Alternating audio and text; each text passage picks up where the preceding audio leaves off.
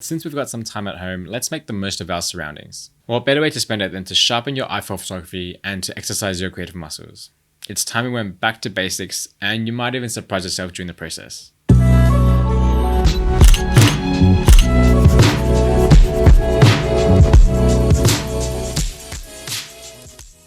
Hey guys, what's up? My name is Tommy and welcome back to my channel.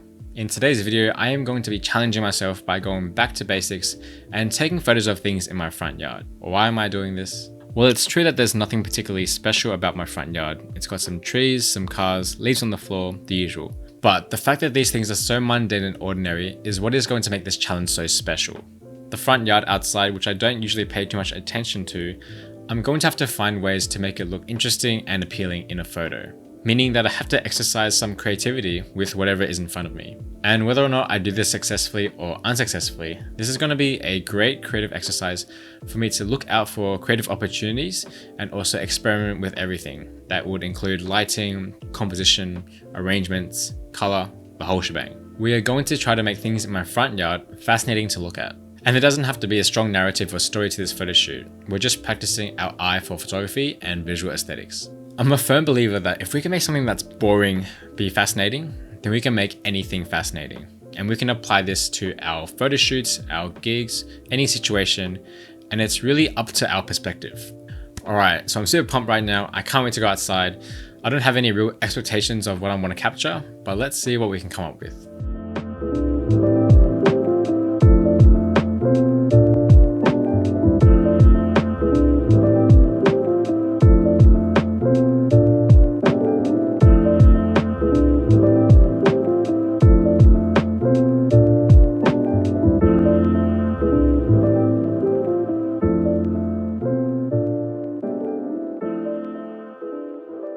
Alright, so now we're back inside where it's not all cold and windy. I'm going to quickly go through my photos, process them, and break them down for you. Okay, so this is the first photo that I want to show you, and it's of these clover flowers in a whole bunch of dry leaves. And the reason why I wanted to take this photo is because there's such a stark contrast between the two. There's the green that's popping outside of the flowers, and then it's surrounded by all these warm leaves. And I thought that was really nice to look at. I wanted to really work the color contrast between these two, and I emphasized that when I was processing them as well. You can see that there are a bit of highlight that are blown out in the back, and I think that actually looks really nice, and it gives the photo a little bit of contrast and focus. So let's talk about the composition now. In the top third, I wanted to give more space to the orange leaves, and for the bottom 2/3, I wanted to give more space to the clover. I arranged the composition quite symmetrically, and I gave a little bit more room on the top for the background, so it gives it more focus and attention and emphasis. As you can see, the clover is bunched up into 3 as well, and this kind of works into the rule of 3s. And if you haven't heard of this term before, basically the rule of 3 suggests that things that are grouped up into groups of 3 or triplets basically look more aesthetically pleasing to the eye. Alright, on to the next photo. So this is the photo of the tall grass, and the reason why I took this photo is because I noticed that there was a lot of depth. So I noticed that the tips of the grass were kind of dangling down and the stems more bunched up together. And I thought this was a good way to work depth and contrast. As you can see, the photo is very, very green, and it shows all the different shades, the highlights and shadows of the same hue of green. And this was completely intentional. I wanted to frame the photo so that it cropped out any other color that there was, and that all we were looking at is all green and would look very pleasing to the eye. Part of my own personal style is to have that soft focus and to have that natural light leak through. And this makes the photo very soft to look at, very easy, and it's not very high contrast or harsh.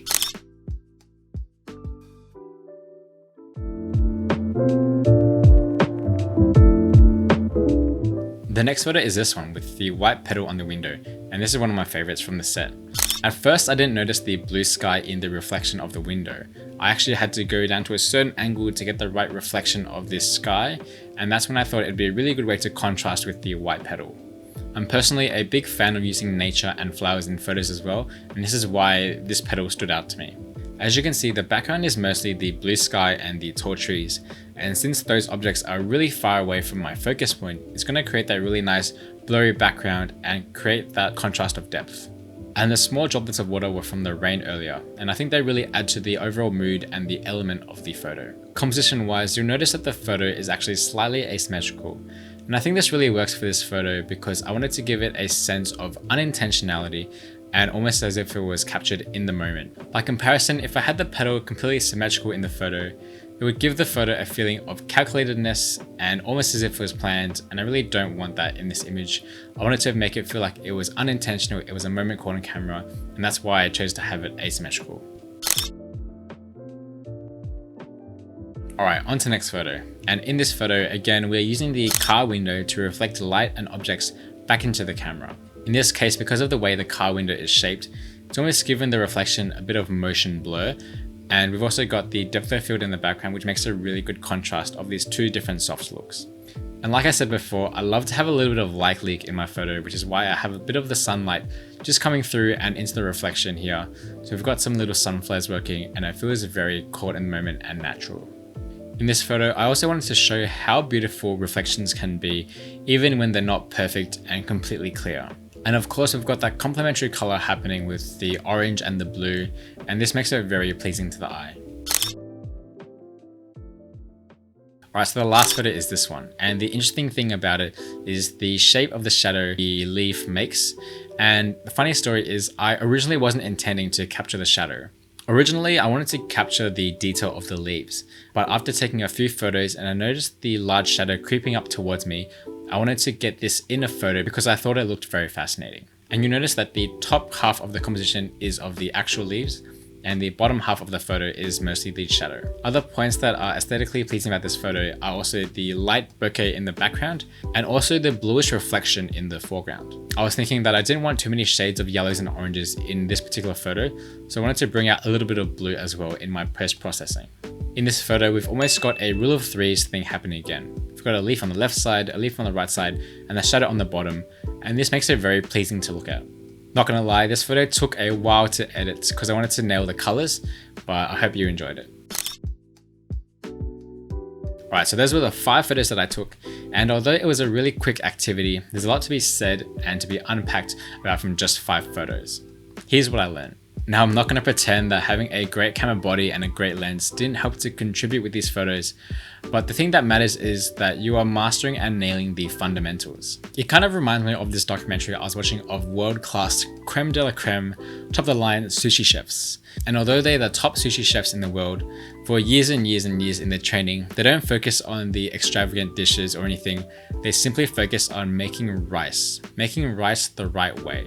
They literally spend years on making what might be the most simplest thing, but they're using the same principles, the same fundamentals, and the same mindset to eventually make Michelin star and really amazing dishes later on.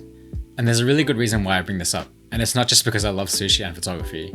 What I mean is, if you can make the most simple of ingredients into a masterpiece, then you are well on your way to becoming a master of your craft. And the second thing I want to talk about is, although all the photos were shot in the same location, they can all be made to look different. And this is all up to your processing and your perspective. What do you bring to the table? You can give your own twist and flavor to the photo, and it's going to look completely different to how someone else might take it. Personally, I love to use soft focusing and natural light in my photos, and obviously you can see that in my photos that I took today.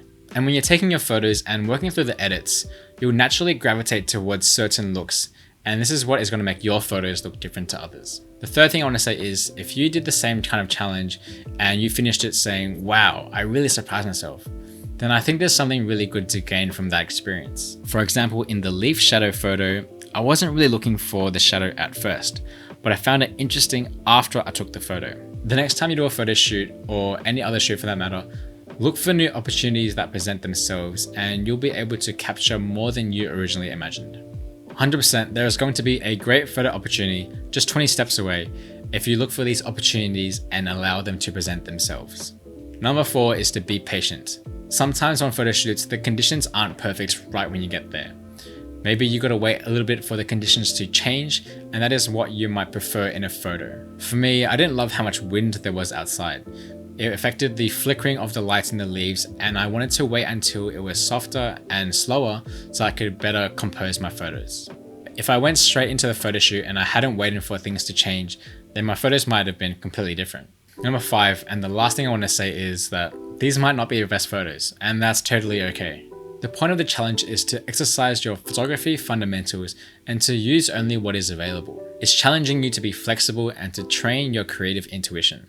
Obviously, I'm a portrait photographer, and these photos aren't going to massively impact my portfolio.